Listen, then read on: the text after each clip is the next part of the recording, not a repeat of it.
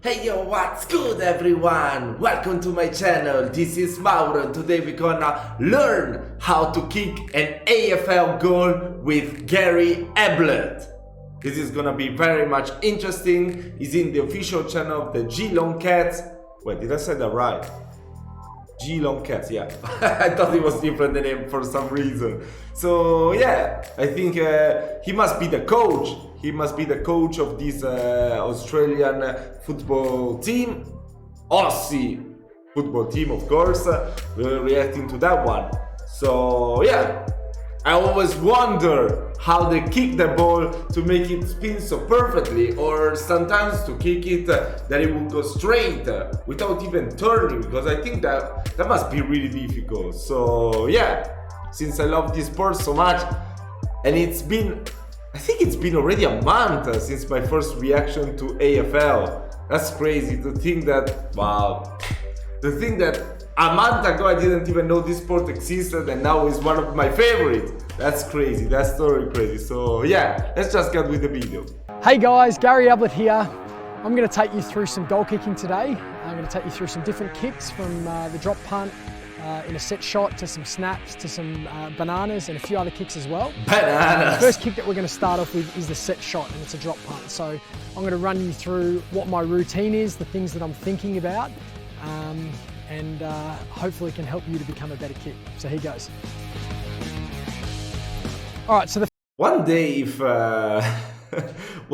I can find this ball somewhere, I will make a video trying to kick it. It will be very funny because I suck even at, what the fuck is wrong with my hair? I should go to get an haircut.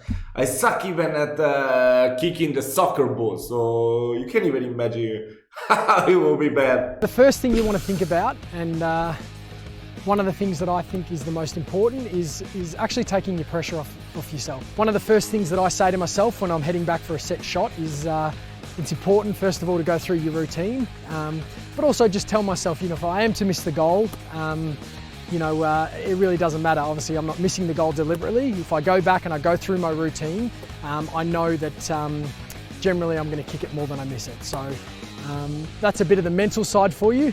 The other part of it is the routine, which I touched on, and just making sure that I'm going through everything that I would do at training. The first thing is I like to step my kick out, so I'll step back a certain amount of steps to where I feel comfortable, making sure that I'm giving myself enough space between me and the man on the mark. One other important part of a set shot is making sure that you're getting the ball to spin properly. So you actually want to see the ball spin backwards like that. To do that, you actually need to kick it on the bottom of the ball. If you kick it too much in the middle of the ball, it'll actually float.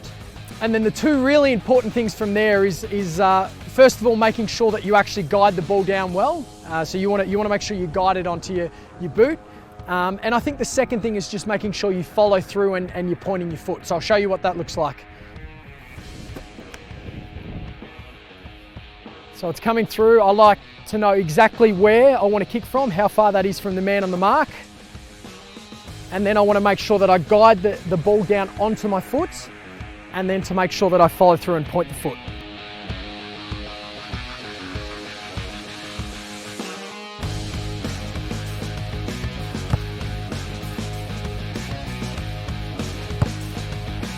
Wow. That's crazy. If it went through, generally.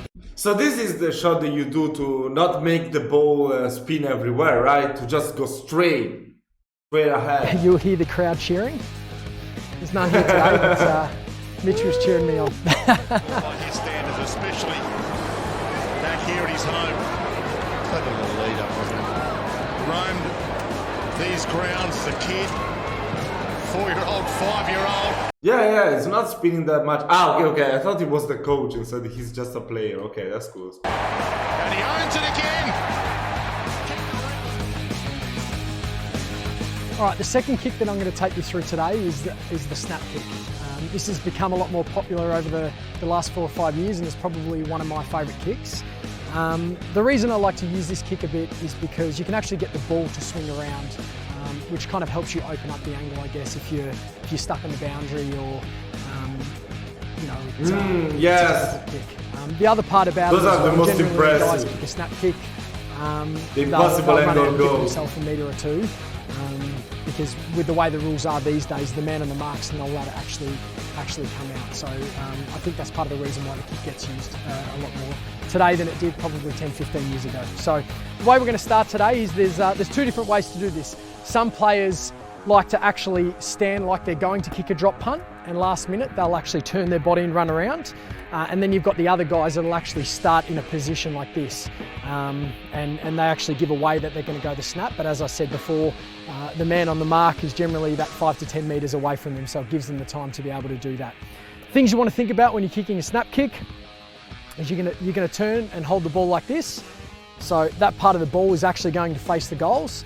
And again, you're wanting to kick it on the bottom of the ball. You don't want to kick it in the middle of the ball. If you kick it in the middle of the ball, it's probably going to end up floating, which is going to make it a lot harder to go through the goal. So I'll show you what that looks like. Wow.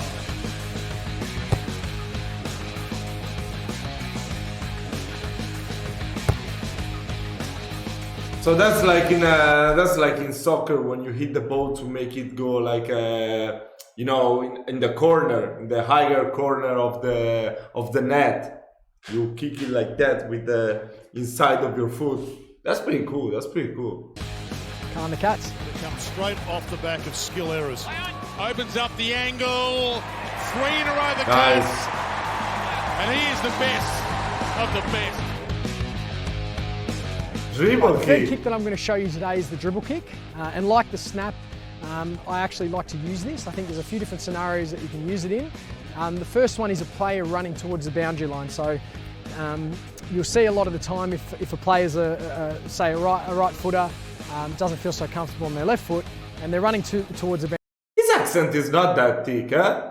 Yesterday when we reacted to the Agros TV show, I couldn't understand anything that woman would say, but when this man is talking, I can understand pretty much everything. It's not that thick, his accent. I mean, probably it's different parts of Australia. In each part of Australia, the accent must change a lot, right? We should make a reaction to Australian accents. It would be interesting. Boundary under pressure, they'll use that dribble kick, and the reason being is it actually allows you to open up that angle. Like the snap, the dribble kick takes a fair bit of practice, but once you know the technique and how to hold the ball and you practice, it's not actually that difficult of a kick. So if I was running towards the boundary and I was going to use it, I'd be holding the ball like this. And again, what I want to do is I want to kick it on the bottom of the ball. Again, you don't want to kick it in the middle of the ball because the ball's going to float. So as I'm running towards the boundary, I'm holding it like this, and then I'll just kick it on the bottom again.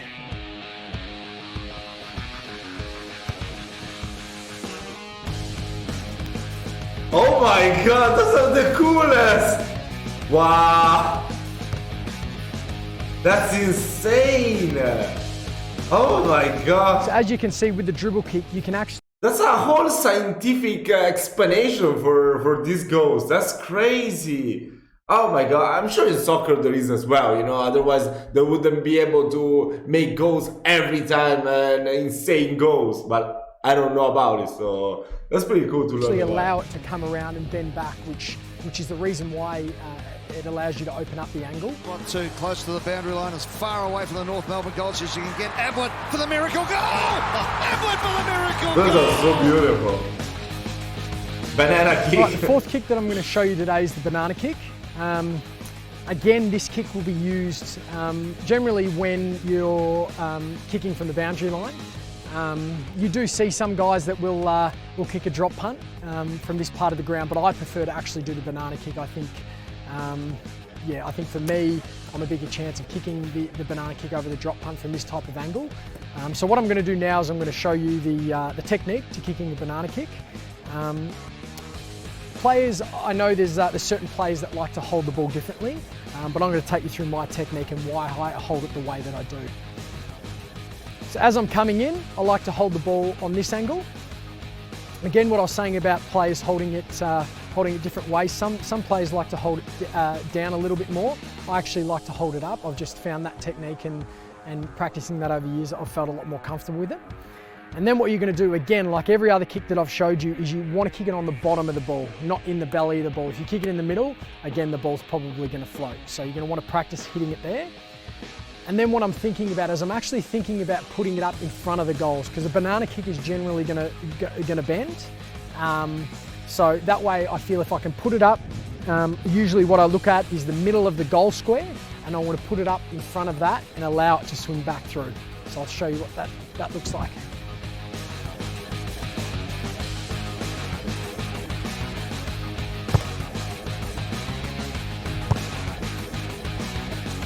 Damn. That is so cool. Oh my god. And that is the banana kick. That's like the soccer goals that they make from the corner kick. The two now. Ablett wants it. He's got it. Can he resurrect here with the banana? He's got the goal, but he kicked the banana. With the banana. Guys, I Still hope so some funny of these today. tips were helpful today. I hope you enjoyed yourself. Most important thing is to remember, get out, practice, practice, practice. And yeah, if your dream's to play at the top level one day, I just want to wish you good luck and enjoy. Wow, that was really educating. That was really entertaining and educating. So yeah, let me know. I have a question for you guys. Do you guys in Australia play these sports like between friends as well? I think like here in Europe, we will play soccer like 5 people against 5, usually in a gym or in some place closed, you know, or just play like this for entertainment between friends. Do you guys do that in play AFL? I mean, Aussie football between friends? That's what I'm trying to ask. Do you have like the field to play this sport between friends or just to practice? I think so. Come on, it's so huge, the sport in Australia, so it must be available for everyone. So yeah, this video was really entertaining. I really loved it. It was really interesting. I hope someday I can try to play this sport as well, you know? We don't have many football fields like this, like it will be AFL. I mean, we got many rugby fields, so probably, I don't know, but I don't think you can access those just like that. You have to be part of a team or whatever, but yeah. If one day we will be growing, I will be asking them and trying to shoot a video like that. It will be really funny and I don't know, I like to play sports and try to learn new things, so it could be interesting. We will see. But yeah guys, I hope you enjoyed this video. Please leave a like, don't forget to share the content with your friends and subscribe to my channel, and I will see you next time.